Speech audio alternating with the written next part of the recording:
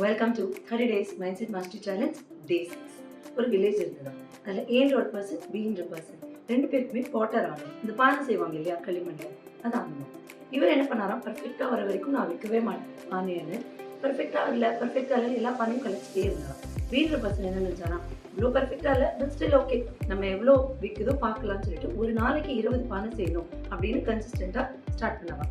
1 இயர்க்கு அப்புறம் பார்த்தீங்கன்னா ஏன்ற பர்சன் 100 பானை தாங்க விற்றுருந்தாரு. ஆனால் பீன்ற பர்சன் 1000 பானை விற்றுருந்தாரு. ஒருத்தர் கேட்டாராம், எப்படி நீங்கள் இவ்வளோ பர்ஃபெக்ட் ஆனீங்க? அதுக்கு அவர் சொன்ன பதில் எனக்கு தெரியுமா, நான் பர்ஃபெக்ஷனை சேஸ் பண்ணி போல, நான் ப்ராக்ரஸ் தான் பார்த்தேன். நேற்று விட இன்னைக்கு நான் 1% பெட்டரா அப்படிங்கிறத தான் பார்த்தேன். இதுதான் என்னோட சக்ஸஸ்.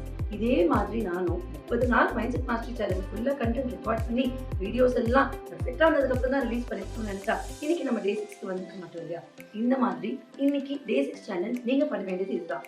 இவ்வளோ பர்ஃபெக்டாக வந்தால் தான் நான் ஒரு விஷயத்தை ஆரம்பிப்பேன், ஏதாவது ஒரு விஷயத்தை பெண்டிங் வச்சுருப்பீங்கல்ல, அதை இன்னைக்கு நீங்கள் எடுக்கிறீங்க.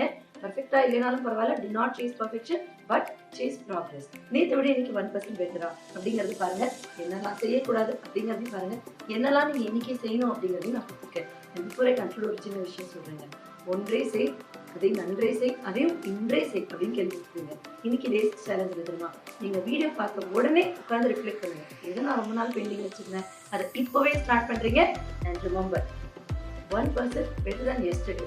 அவ்வளோதாங்க லைஃப். அப்போ 1 இயர்ல நீங்க எவ்வளோ ஜாஸ்தியா இருக்கும். Compounding effect. Yes, atomic habits, James Clear சொல்றாங்க. சரிங்களா? See you tomorrow in day 6.